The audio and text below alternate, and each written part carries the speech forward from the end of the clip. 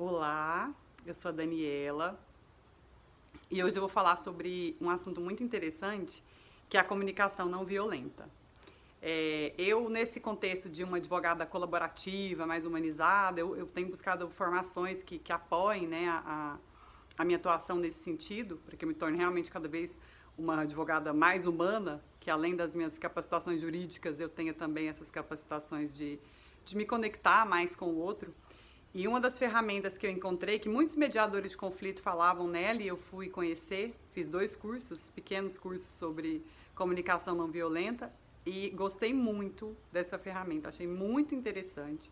E é uma forma muito válida aí da gente também estar conhecendo para poder aplicar na nossa vida prática. Afinal, é isso que importa, né? As teorias estão aí para ver se a gente aplica um pouco na nossa vida, se ajuda, né? E o que é comunicação não violenta? Esse termo foi cunhado pelo Marshall Rosenberg, que é um americano, e na verdade é uma forma de comunicação, óbvio, mas não é só isso. É quase uma filosofia assim que ele criou. Ele tem um livro chamado Comunicação Não Violenta, tem vários vídeos na internet, é possível você assistir no YouTube uma palestra bem grande que ele dá, de 1 hora, falando sobre isso, é bem legal. E essa comunicação, na verdade, ela seria uma comunicação mais eficaz, capaz de criar conexão e empatia entre as pessoas. Então ele nos ensina assim que às vezes a gente está há muitos e muitos anos no paradigma da dominação, que a gente foi ensinado há muito tempo a usar a linguagem do chacal, que ele chama, que é como se fosse dentro do contexto de que existe um certo, um errado, o bem e o mal, e que eu preciso que o que eu acho certo seja imposto ao outro. Então ele mostra que nas nossas comunicações com os nossos amigos, com os nossos parceiros, com os nossos chefes, com a nossa família, pai, mãe, irmãos, muitas vezes a gente peca muito e não consegue sair de um espiral de conflito com as pessoas porque a gente está se comunicando, digamos assim, de uma forma errada, né? E essa comunicação que ele nos ensina, ela, vou falar bem rapidamente, né, de forma simples, mas ela seria em 4 passos. Ele diz que a gente primeiro tem que fazer uma observação, eu vou falar sobre cada um deles, né?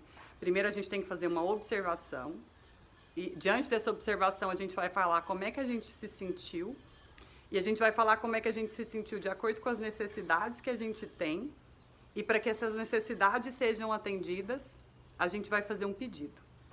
Então, nesse primeiro passo, que é o da observação, ele fala que é muito importante a gente entender que quando a gente está se comunicando, a gente primeiro fala algo, um fato. A gente não faz um julgamento. E é difícil, é interessante assim saber um pouco mais, porque muitas vezes você vai ver que coisas que você acha que são fatos são, na verdade, julgamentos. Alguém, por exemplo, chegou, entrou na sala e não te cumprimentou. E aí você fala assim, nossa, que pessoa mal educada, não me cumprimentou. No momento em que você fala que ela é mal educada, você está fazendo um julgamento. Mas o fato que existiu foi, a pessoa entrou e não me disse oi. Isso é um fato. Então essa é uma observação. E aí em seguida ele fala para você expressar o seu sentimento. Fala, poxa, quando essa pessoa, nesse exemplo que eu estou dando, né, passou e não me cumprimentou, eu me senti mal. Eu me senti não vista. Me senti ignorada, por exemplo.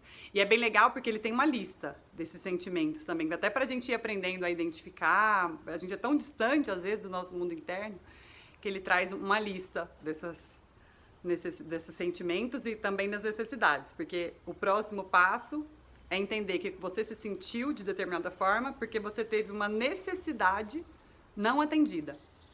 E essas necessidades, ele explica que são universais, que todos os seres humanos as têm.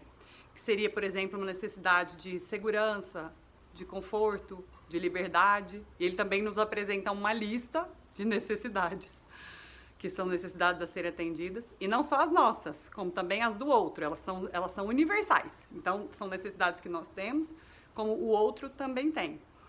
E aí, por fim, para que você possa ter essa necessidade atendida, você vai fazer um pedido para a pessoa. Então, ali, quando você, por exemplo, se sentiu ignorada, você teve a sua necessidade de conexão não atendida. E aí, o seu pedido pode ser, se essa pessoa é uma pessoa com quem, claro, você tem algum tipo de intimidade, poderia ser um pedido. Você poderia me cumprimentar, por favor? E ele expressa que esse pedido tem que ser um pedido claro, objetivo, e não pode ser uma exigência, porque todo pedido, ele nos faz essa diferença. Todo pedido, ele pode receber um não como resposta, porque aquela pessoa também tem as necessidades dela a serem atendidas, e às vezes para atender uma necessidade dela, ela vai deixar de atender uma necessidade sua. Mas aí ele explica que a gente tem que fazer pedidos e não fazer exigências para as pessoas. E é bem legal essa diferenciação, porque quando a gente começa a trazer isso para a nossa vida, você começa a observar como você se comunica como o chacal, como ele fala, né, que seria essa comunicação violenta. E ele nos traz essa ideia da girafinha aí, justamente para você, primeiro, aprender a saber mais o que está se passando dentro de você, quais são as suas necessidades, e trazer sempre para você, sabe? Assim, em vez de você brigar com a sua mãe e falar, mãe, poxa, você fez isso e me fez me sentir assim. Na verdade, você vai começar em vez de culpar a sua mãe, entender que quando você se sente mal, são necessidades suas que não estão sendo atendidas. E aí a gente vai responsabilizando menos o outro e vendo mais o que é nosso ali que pode ser negociado. Então você vai chegar em alguém que aconteceu uma situação que foi desagradável, e você vai conversar e tentar fazer essa fórmula do Marshall, né? Fazendo uma observação, falando de um sentimento, expressando uma necessidade, fazendo um pedido.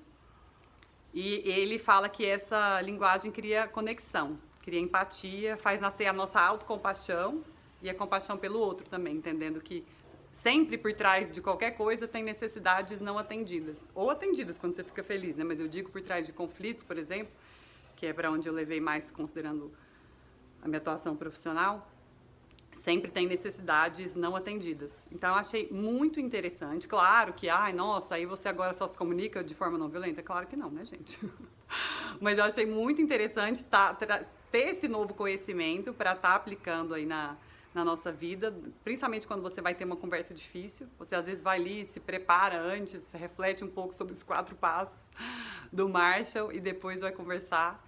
E aí me contem depois se vocês fizeram. Eu experimentei em determinado momento e eu achei incrível, assim, porque de fato, isso que ele falou não tem outra forma de expressar, cria conexão. Porque a hora que a pessoa te fala, te faz um pedido dessa forma, aquilo te impacta, assim. Não sei se é porque a gente sente também aquelas coisas, né? E, enfim, cria realmente uma conexão. E aí ele fala, assim, que vai gerar a sua vontade, às vezes, de doação também. Às vezes você vai querer deixar de atender, às vezes, num momento de um conflito, assim, especialmente está acontecendo com alguém que você ama, deixar de querer atender uma necessidade sua para querer atender a dela num sentimento de doação por amor. E ao longo da vida a gente vai equilibrando isso, claro, né? Então era isso. Depois quero que vocês me falem se gostaram do vídeo, se já conhecem a CNV, se querem aplicar e me contem mais aí. Dão um like, se inscrevam no canal. Obrigada.